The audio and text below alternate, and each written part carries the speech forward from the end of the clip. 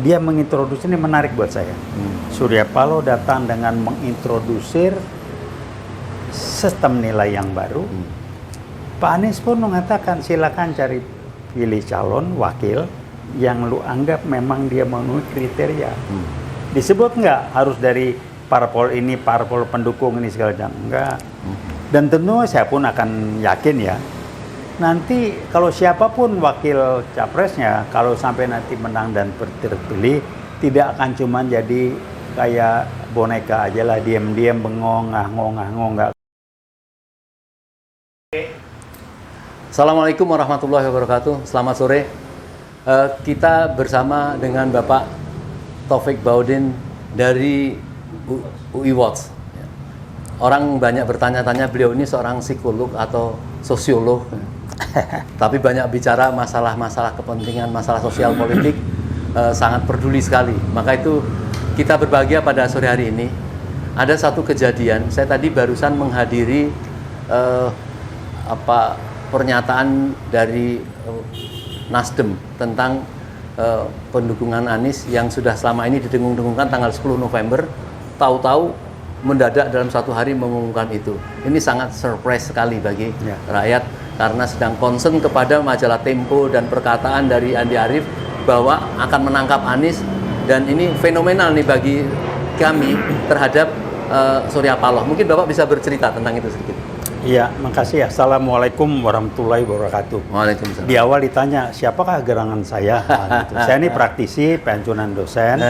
Saya mempelajari dan memperdalam serta mengembangkan dan menerapkan yang secara buku disebut soft skill, yaitu bagaimana memahami perilaku seseorang atau sekelompok orang dari bagaimana dia berpikir dan sebagainya, kira-kira gitu. Nah, mengenai pernyataan hari ini, saya juga kaget. Saya dihubungin anak saya, Pak, ini pas saya lagi mau berangkat itu, ini ada pernyataan, kaget juga saya. Tapi saya macam-macam aja. Tapi ini punya makna yang buat saya juga hebat gitu ya. Yang pertama adalah saya mengatakan Pak Surya Paloh sekali lagi menunjukkan bahwa dia bukan orang yang bisa didikte, itu dulu ya. Karena dia barangkali, bukan barangkali ya, dia satu-satunya pimpinan parpol koalisi pemerintah yang tidak duduk dalam kabinet. Saya udah angkat topi untuk itu. Saya kenal beliau dulu waktu kita masih sering mampir ngobrol-ngobrol gitu ya, orangnya menyenangkan segala macam. Yang menarik bahwa beliau secara tenang mengumumkan segala macam, tapi tentunya sudah lewat proses yang bagus ya. Secara internal sudah dibahas, dan apa yang disampaikan sebetulnya kan gambaran dari aspirasi internal dari Nasdem sendiri. Satu. Tapi buat saya bukan itunya, buat saya adalah saat beliau mengumumkan hari ini, ya, kaget saya kaget. Kalau secara guyonan kita bisa bilang, berani juga dia. Itu pertama. Kedua, waduh, ada menteri dari beliau di kabinet sekarang ini? Menteri ada. Tapi kan harusnya pimpinan parpol kan jadi komandan di sana. Beliau kan enggak, gitu ya. Dan alhamdulillah menterinya nggak termasuk yang amat sedikit dapat kritikan, yang saya nggak dapat kabar main duit lah menterinya ya, alhamdulillah kayak gitu. Saya lama nggak ketemu beliau. Tapi yang lain buat saya bahwa dia berani ngumumin sekarang gitu. Ini pesannya apa? Dia sudah tahu, dia sudah punya prinsip, dan dia sudah menghitung segala risiko. Dan tentunya ini saya memahami sebagai dia memutuskan itu bukan dasarnya hitung-hitungan material, bukan transaksional. Tapi keyakinan dia yang mestinya untuk kepentingan bangsa dan negara, sebab dengan dia mengumumkan sekarang, dia nggak dapat lagi tuh, nggak punya bargaining lagi untuk dapat cuan. Barangkali triliun segala macam, janji saya. Karena lawan-lawannya pasti Kalau dia nggak ngumumin atau oke lah, lo nggak ngumumin nggak milih dia, Jadi gua kasih kira-kira santai. sudah diperhitungkan lah bagi dia ya. Iya, jadi- karena yang menonjol sekarang ini Pak Taufik, hari-hari Anies mau ditangkap oleh KPK. Iya. Dan itu untuk supaya tidak ada partai berani mengusung beliau gitu.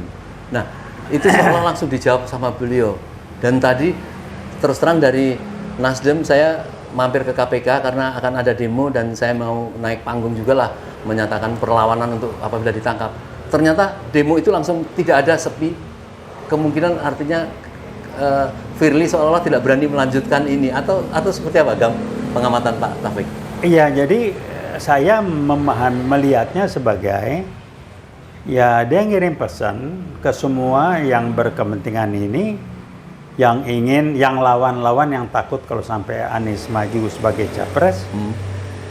Ya udah, ya jangan macam-macam lagi lah, paling enggak gitu ya. Kemudian yang kedua, Nasdem Surya Paloh dalam hal ini mainkan pesan dia nggak percaya itu.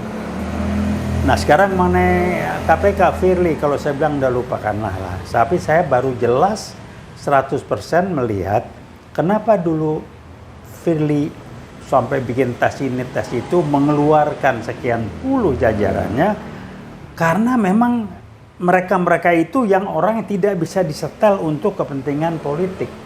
Firly ini sudah jadi bagian kepentingan politik. Urusan apa dia gitu? Periksa KPK, kalau mau ditangkap mah tuh Ahok tuh banyak tuh. Ya, kok dicari-cari, kasar betul gitu. Jadi pesan saya ke Firly, tolong rada cerdas lah, bintang Anda 3 tuh, jangan bikin malu aja. Betul, saya apa kira-kira Surya Paloh memberikan jawaban terhadap oligarki, kira-kira mungkin ada seperti itu? Jawaban Surya Paloh tidak menjawab oligarki, tapi dia ngirim pesan. Saya punya prinsip, punya life values, punya pegangan moral. Inilah moral-moral saya. Kalau sudah berbicara kepentingan bangsa dan negara, ini tidak ada ditransaksionalkan demi kepentingan saya pribadi dan atau kepentingan dari parpol saya. Jadi saya nangkepnya itu ya. Ini luar biasa, karena kalau dia mau dapat duit, waduh ini gede bener nih, itu kelas T itu. Iya, paling tidak semua orang menilai momentum ya luar biasa daripada Surya Paloh ini menyebabkan peta politik langsung berubah. Kira-kira menurut Pak Taufik kan tahu bahwa yang diharapkan Anies ini untuk minimum untuk bisa masuk mempunyai tiket itu kan ada 3 partai kan. Iya. Nasdem, PKS, dan Demokrat. Iya. Nah, mereka nampaknya bersepakat tanggal 10 November mau melakukan deklarasi itu. Iya. Tetapi mungkin dengan pertimbangan yang kita anggap hebat lah Paloh itu ya. Dia mengapa harus memilih segera itu. Nah, kira-kira partai yang lain itu kira-kira tetap pada keberadaan komitmen awal atau kira-kira ada gangguan-gangguan mungkin? Mestinya mestinya ya.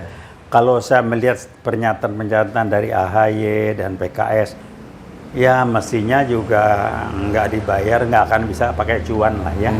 Karena akan berbeda. Kalau 2 ini jelas mereka bukan dari parpol koalisi, jadi nggak akan mungkin mau terima cuan gitu ya. Jadi ya kalau buat saya sih dengan Nasdem sudah memberikan pernyataan jelas, resmi dan formal publik, yang 2 ini akan lebih mudah memberikan dukungan. Jadi memang akan jadi kekuatan 3 dan bukan jumlah suaranya buat saya, itu sih urusan nantilah. Tetapi yang saya ingin soroti adalah bagaimana Surya Paloh mengajarkan ke publik, beginilah mestinya partai politik, beginilah mestinya berpolitik, sehingga ada yang dulu saya bilang otaknya nggak nyampe, politik itu cair, politik itu dinamis. Lo yang nggak punya prinsip, yang lo salahin politik. Jadi Surya Paloh punya prinsip, nggak punya prinsip. Dia tapi yakin benar tentunya aspirasinya. ada satu objek yang harus kita bicarakan tentang ARB ini, Anies Rashid Baswedan. Kayak bisa menyihir masyarakat sehingga Surya Paloh juga tidak ada malu-malu, rasa bangga mengunjungi dia.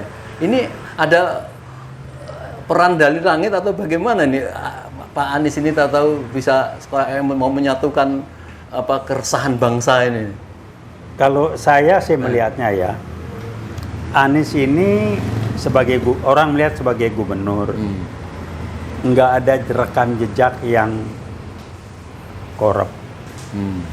Hasil kerjanya terlihat jelas dan nyata, dan dia ngomong dengan konsep, nggak maki-maki, nggak ngomong jorok, nggak ngomong kotor, nggak comberan. Hasil kerjanya dirasakan orang. Nah, jadi akhirnya apa? Orang berbicara hasil.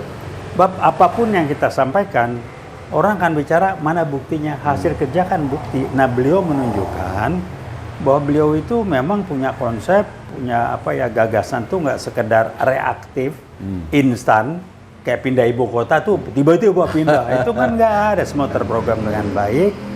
Dan beliau sudah menyiapkan, dan saya lihat di medsos sumber saya terus terang, dia memenuhi janji atau kata-katanya yang memang disampaikan karena prinsip. Dia akan mengayomi seluruh warga DKI, tidak bicara kelompok ini, kelompok itu, dan dia buktikan. Saya lihat di medsos bagaimana dari warga DKI yang agamanya Kristen, non-Muslim lah ya, juga mendukung beliau. Yang saya lihat dari yang etnis non-Pri juga dukung beliau, sehingga saya melihat ya apa yang diucapkan itu dirasakan, kan yang merasakan bahwa mereka itu walaupun minoritas tapi diperlakukan dengan adil kan yang bersangkutan. Ini buat saya nggak mudah. Ada gubernur yang lain nggak tahu saya. Tapi yang saya lihat pantau bagus ya Jawa Timur ya Ibu Hovifah segala macam.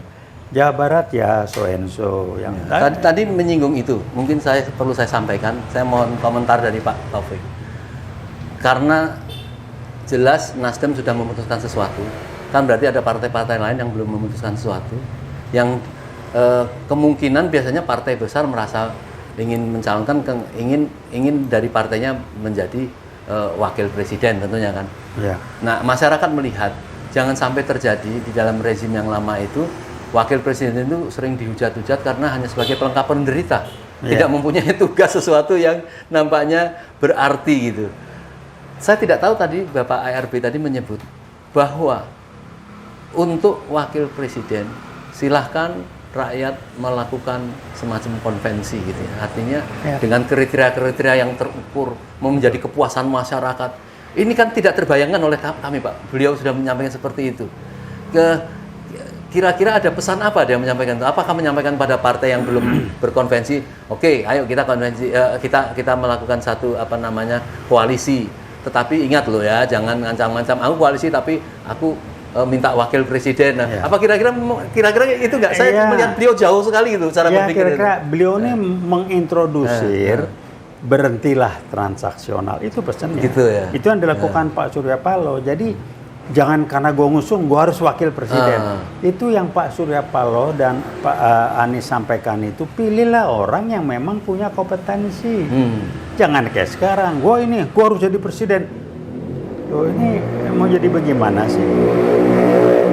Dalam seseorang dipilih menduduki suatu posisi jabatan publik, bahkan yang lebih rendah lagi bukan jabatan di organisasi atau perusahaan aja, orang harus punya kompetensi kan.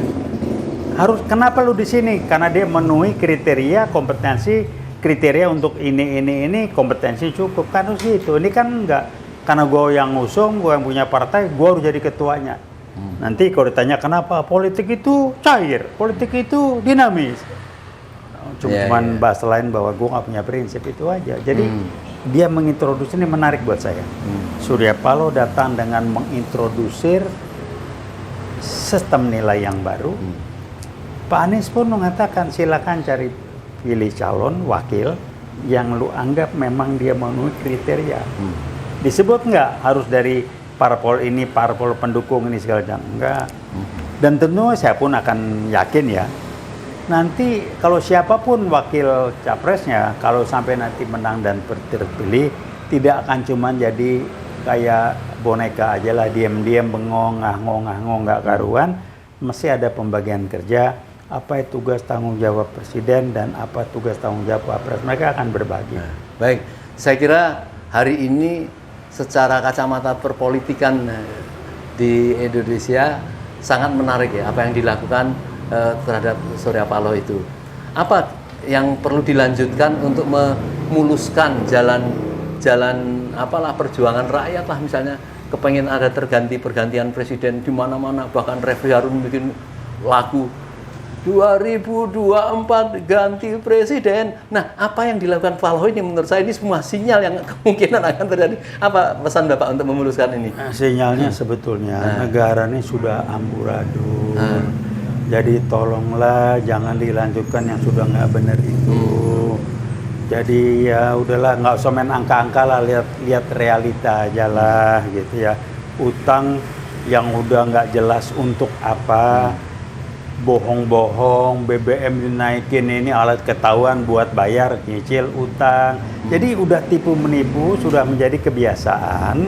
Orang berbohong dianggap biasa.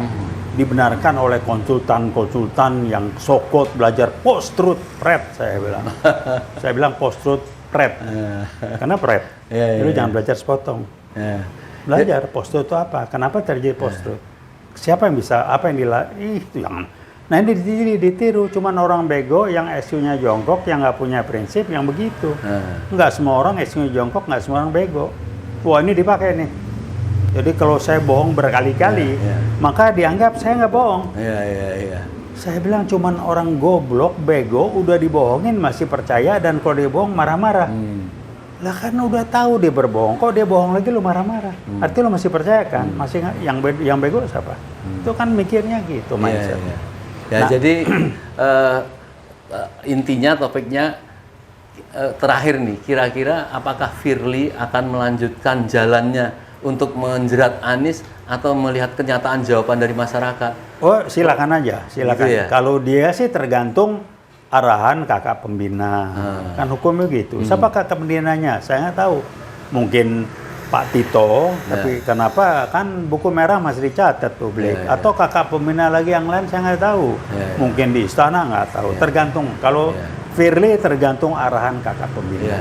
Tapi tolong saya cuma bilang silakan. Kalau kakak pembina ngeran ada sultan ini wah bagus. Buat saya bagus apa? Meledak nih. Sebelum 2024 meledak. Kalau nggak KPK digusur kantornya silakan. Kalau berani hitung aja lah. Silakan.